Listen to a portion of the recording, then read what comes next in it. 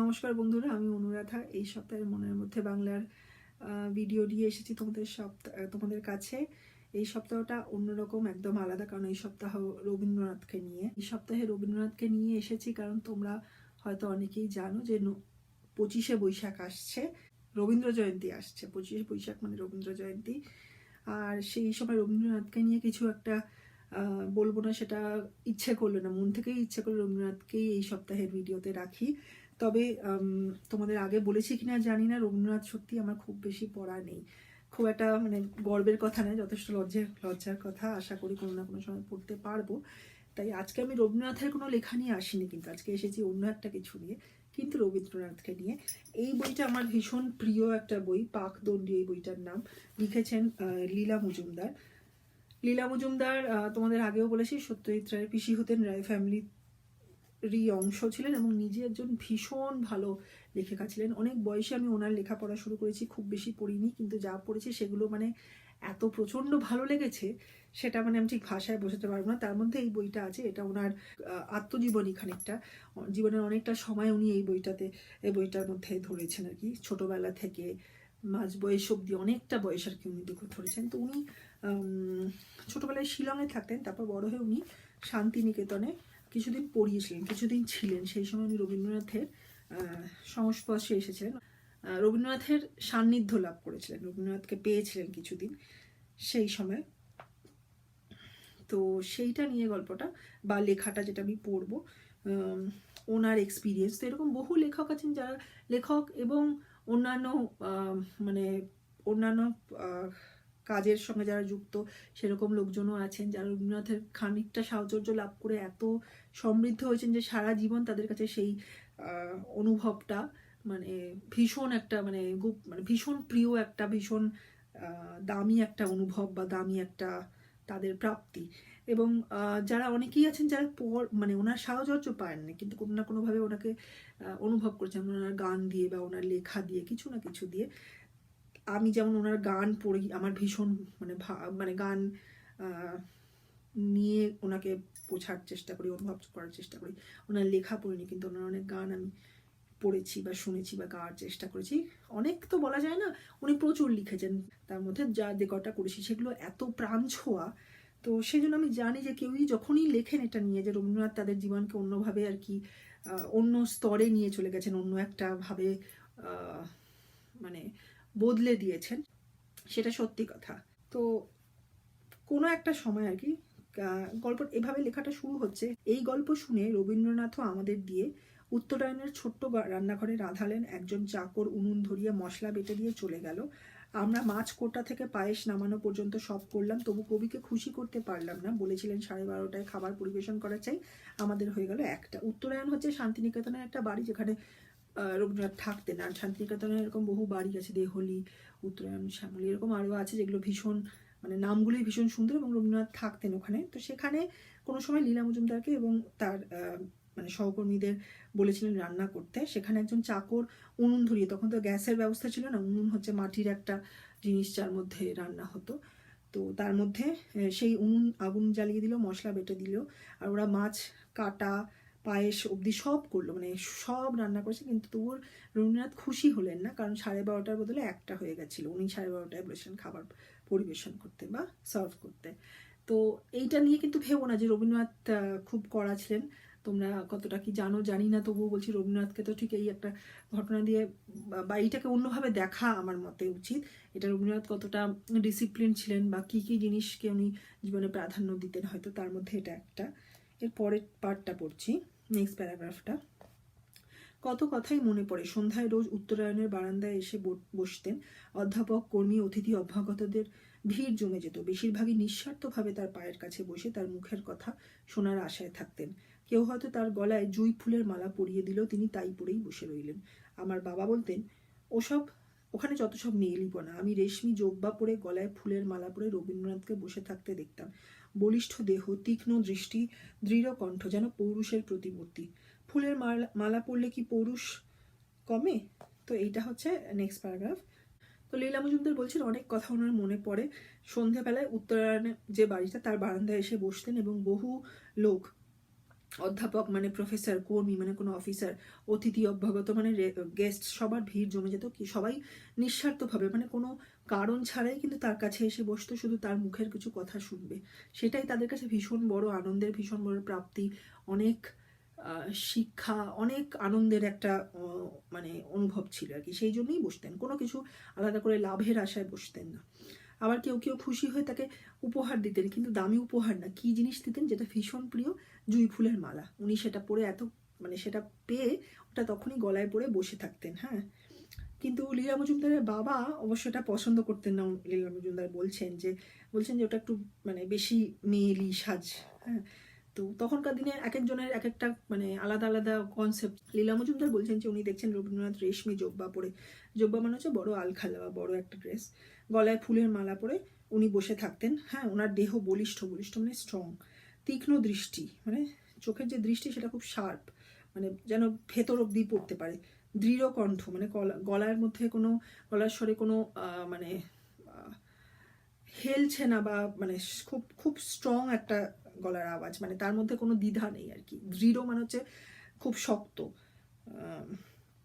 যেন পৌরুষের প্রতিমূর্তি, মানে যেন একটা মানে ভীষণ, এখানে পৌরুষ মানে হচ্ছে ভালো ক্যারেক্টার বা ভালো পার্সোনালিটি, ভালো মানুষের একটা মানে রিফ্লেকশন। প্রতিমূর্তি মানে তার একটা রিফ্লেকশন বা তার একটা প্রতিচ্ছবি। তো বলছেন যে ফুলের মালা কমলে কি কারোর পৌরুষ কমে? মানে চরিত্রের যে যে স্থিরতা বা চরিত্রের যে শক্তি, সেটা কি ফুলের মালা পরলে কমে? লীলা মজুমদারের মধ্যে তা নয়। সন্ধ্যা হয়ে যেত, কবি তাড়াতাড়ি খেতেন, বনমালী এসে দোরগড়ায় দাঁড়াতো, যে যার উঠে প্রণাম করে বাড়ি যেতেন। তুমি তাড়াতাড়ি খেতেন, তো বনমালী যে ওনার বাড়িতে যে নানা কাজে সাহায্য করতো, সে এসে দোরগোড়ায় মানে দরজার সামনে দাঁড়াতো, সবাই উঠে যেত, মানে সবাই বুঝতো যে কবির খাবার সময় হয়েছে, প্রণাম করে চলে যেত। একদিন বুবু নেই, আমি একা। বুবু হচ্ছে লীলা মজুমদারের মানে সঙ্গে কেউ পড়াতেন হয়তো, তাকে নিয়ে। তো এই প্যারাগ্রাফটা আমি পড়ছি।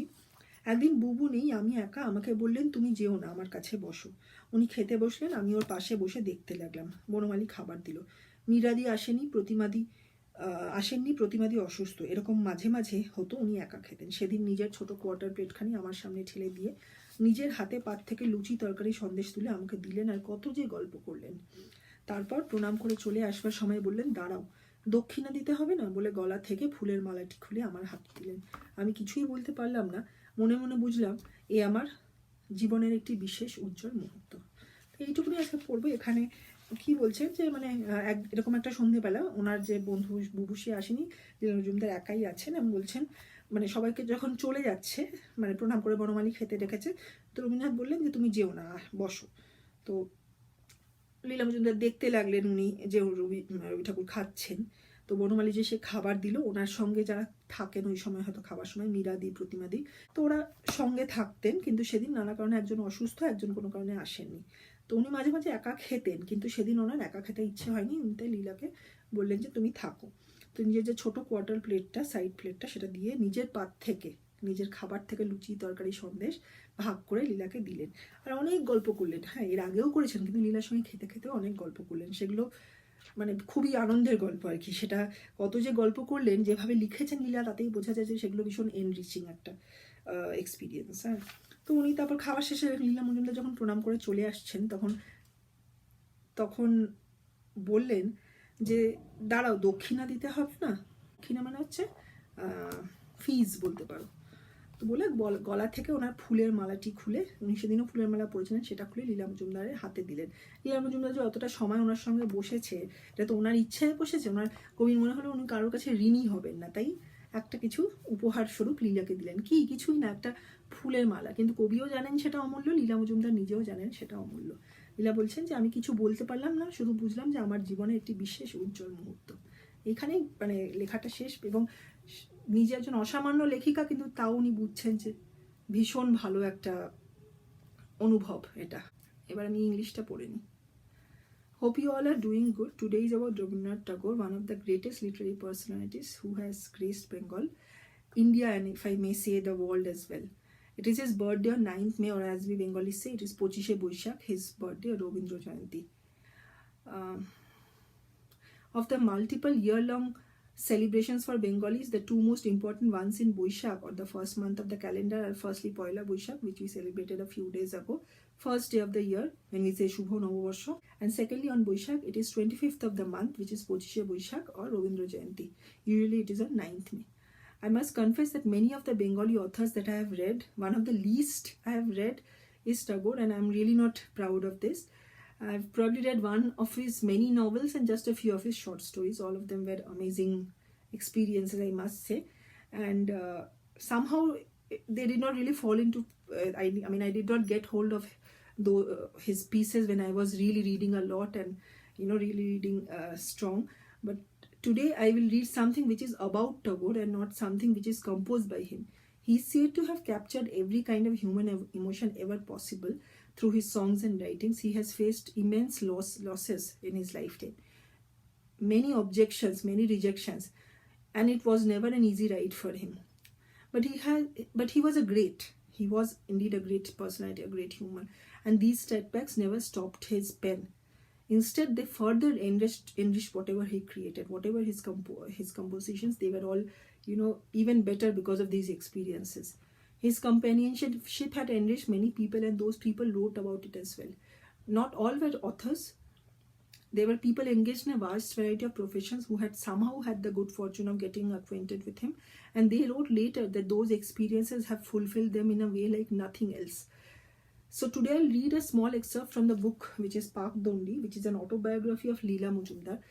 She has written it herself, and I mentioned that Leela belonged to the Ray family and was an amazing, fantastic author herself. It is an experience reading her books as well.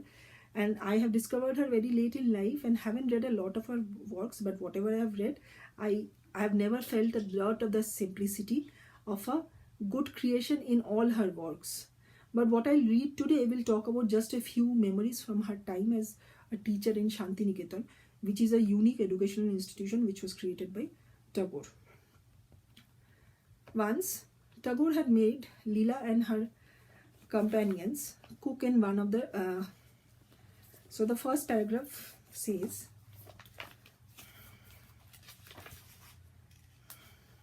এই গল্প শুনে রবীন্দ্রনাথ আমাদের দিয়ে উত্তরায়ণের ছোট রান্নাঘরে রাঁধালেন। একজন চাকর উনুন ধরিয়ে মশলা বেটে দিয়ে চলে গেল।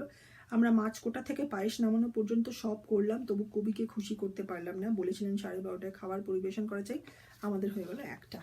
So once Tagore had made Leela and her companions cook in the kitchen of one of the houses of Shantiniketan called Uttarayan.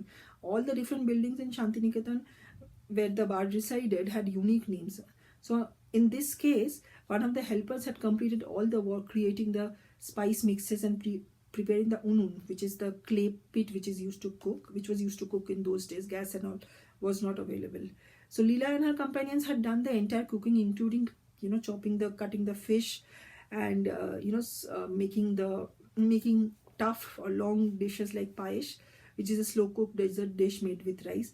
But Tagore was not happy since they could not meet his condition of serving food at 12:30, delayed by half an hour, and they served at 1 p.m. Don't think of the bard as harsh. He had his own set of rules and disciplines, and his love and appreciation or opinions of people were not dependent on such kind of minor instances or slips. Next paragraph says, কত কথাই মনে পড়ে। সন্ধ্যায় রোজ উত্তরায়ণের বারান্দায় এসে বসতেন।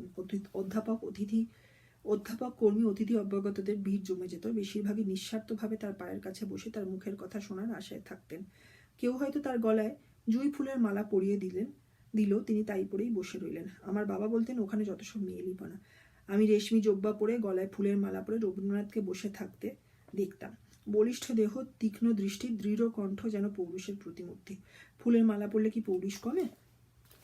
It says that Leela remembers a lot of things, one of them being about Tagore sitting at the veranda of Uttarayan every evening and having a vast number of people like professors, officers, guests, they were all there present. They were all crowding to, get to visit him. Almost like all of them, like I would say majority or like the maximum of them did not have any specific interest, any specific reason except to listen to the amazing things he had to talk about and he had to share. Someone might have weaved a garland of jui or jasmine flowers for him, and he would put it around his neck for the entire duration of the time he was there. Leela's father, however, did not approve of these and found these things feminine, but Leela felt that Tagore, who was wearing a big muslin gown with a jasmine garland around his throat around his neck, and a well-built physique, very sharp, deep eyes, very strong voice, unwavering voice. He was an epitome of the strength of character and manhood, and she felt that a flower garland never robs someone of his manhood or his fantastic personality or strength of character. সন্ধ্যা হয়ে যেত, কবি তাড়াতাড়ি খেতেন, বনমালী এসে দোরগোড়ায় দাঁড়াতো, যে যার উঠে প্রণাম করে বাড়ি যেতেন। In the evening, the poet would have his he was used to have his dinner early. So as soon as Bonomali, who would help him with his household chores, he would stand at the doorway. Everyone would pay their respects and leave him. একদিন বুবু নেই, আমি একা, আমাকে বললেন তুমি যেও না, আমার কাছে বসো। উনি খেতে বসলেন, আমি ওর পাশে বসে দেখতে লাগলাম। বনমালী খাবার দিল, মীরাদি আসেননি, প্রতিমাদি অসুস্থ। এরকম মাঝে মাঝে হতো, উনি একা খেতেন। সেদিন নিজের ছোট কোয়ার্টার প্লেটখানি আমার সামনে ঠেলে দিয়ে নিজের হাতে পাত থেকে লুচি তরকারি সন্দেশ তুলে আমাকে দিলেন, আর কত যে গল্প করলেন। তারপর প্রণাম করে চলে আসবার সময় বললেন, দাঁড়াও, দক্ষিণা দিতে হবে না, বলে গলা থেকে ফুলের মালাটি খুলে আমার হাতে দিলেন। আমি কিছুই বলতে পারলাম না, মনে মনে বুঝলাম এ আমার জীবনের একটি বিশেষ উজ্জ্বল মুহূর্ত। So one day Leela was alone and did not have her companion Bubu with her, but the bard told her not to leave when she was about to leave, as he was about to have his dinner. So he said that please sit with him. And as he started eating, Leela watched him. So Bonomali served him food and Leela was watching him. He did not have his usual companions for dinner like Meera and Pratima, who were unwell. And Pratima was unwell, Meera was absent. So he was eating alone. That day, the poet had served Leela from his plate, in a small quarter plate, some luchi, which is fried flatbread, vegetables, and shondesh or cottage cheese sweet meat to Leela in a small quarter plate, as I said. He shared a lot of his stories with Leela, and they were obviously very exciting. The way she writes about that expression, it says that they must have been really, enriching for her to hear. And they talked a lot in that evening. After dinner, as Leela paid her respects through pranam and was about to leave, the poet stopped her, saying that I must give you something. So it actually means it is in return of your time and your companionship. He never wanted to keep a due with anybody. He said this, and then he took off his flower garland, Jui garland, a jasmine garland, and placed it in her hands. Leela mentions here that she was overwhelmed and could not say anything at that moment, but she knew in her heart that this was a very special and bright moment of her life. She knew that this moment was something she would always cherish, she would always treasure. So this is how different people have felt about Tagore in their lives. Some had the fortune of meeting him directly, some had the fortune of getting unique gifts from him. Many of them would be his poems as the wedding gift. Trust me, I've read many stories that he would not be able to attend the wedding, but he would write a poem, and someone would have their kids named by the poet himself. So some have discovered him indirectly through his works, through his stories, his ideals, his songs. As a Bengali, what I can say is our lives would be incomplete, I feel, if we did not know in some way or the other this great personality, Rabindranath Tagore. As I always say towards the end, like, share, subscribe, comment. Read Tagore, read other authors, other Bengali authors. Always keep Bengali or Bangla in your heart, and take care. Stay well. এইখানেই আমি শেষ করবো আজকের ভিডিওটা। জানি একটু লম্বা হবে, কিন্তু রবীন্দ্রনাথকে নিয়ে খুব কম করে সহজে বলা যায় না, চেষ্টা করি যতটা পারি এই সময়ের মধ্যেই ধরার। তোমরা সবাই ভালো থেকো, রবীন্দ্রনাথের লেখা পড়ো, লেখকদের লেখা পড়ো, বাংলা পড়ো, ভালো থেকো, সাবধানে থেকো। Like, share, subscribe, comment. ভালো করে রবীন্দ্রজয়ন্তী পালন করো। সবাই ভালো থেকো, টাটা।